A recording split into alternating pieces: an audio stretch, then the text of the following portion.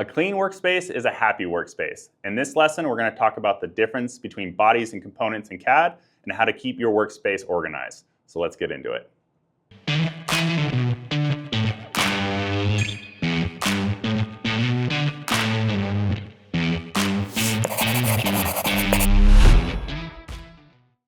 In the last lesson, we left off with an amazing profile of our washer. It was selectable, it's a robust sketch.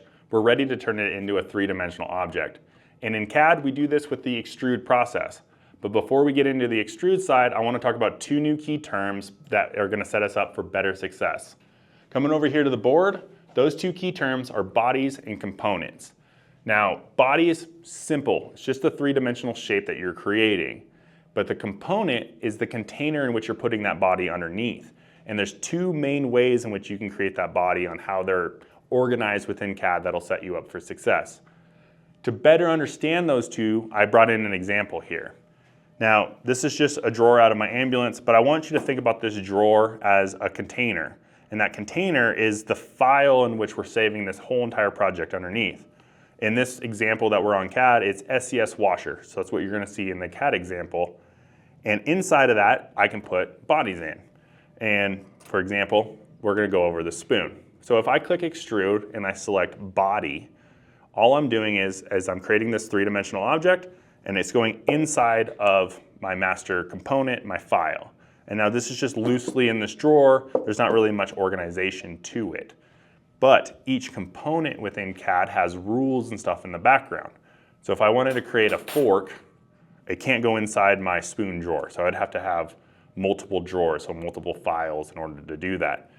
So let's jump into CAD here and show you this example first, and then we're going to talk about how ways to fix that and be a little bit more organized. So again, we have this profile, it's selectable, we're ready to extrude. We're going to find that underneath the create section, and we can drop down to extrude. Clicking that, we get a new pop-up window that we haven't seen yet. Now this is a profile that is asking for us to select. We can go ahead and select that washer profile. Once we do that, we get the option to do distance, one side or two side or symmetric. For this one, we're going to stay simple, and this is something you can just play with on your own. They're not really complex. They just are options for you to be a little bit more diverse with your choosing of the extrusion process. In this, we're going to select 4 millimeters as our distance, and then underneath operation, this is our option to start seeing bodies or component. If I drop down this menu, you're going to see body or component. For this example, we're going to select body and click OK. Now that we have the body selected, we can come up here to the top left corner, and we're going to see that SCS washer, reminding you that that's the drawer that we have here, is SCS washer as a whole. And underneath that, we see a new drop-down menu of bodies, and in that, you see body 2. Just to be clear, I did do a practice run on this, so that's why there's a second body. For you, if you're doing it fresh, you're going to see body 1. If I select that, it's my three-dimensional object, and this is just that spoon inside the loose drawer. So how do we fix the issue of having, say I want to have forks or knives inside my drawer as well? I can introduce new components, right? And so new components can live within that file, but they're like separate little categories. So I can create a new component, which is this little section of my separator, and then put my body inside of that. And then this right here is where my rules lie for my spoons, not within the whole entire drawer. This allows me to take forks and put them in a different component, and knives and put them in a different component, right? Different rules, different slots, all within the same file. If we come back into CAD, I'll show you exactly that. If I right click on this, I'm going to go ahead and delete that body so we have a nice fresh start. We do need to re-show our sketch. So now that we have our sketch shown, we can go ahead and go back to extrude and follow that same process as before.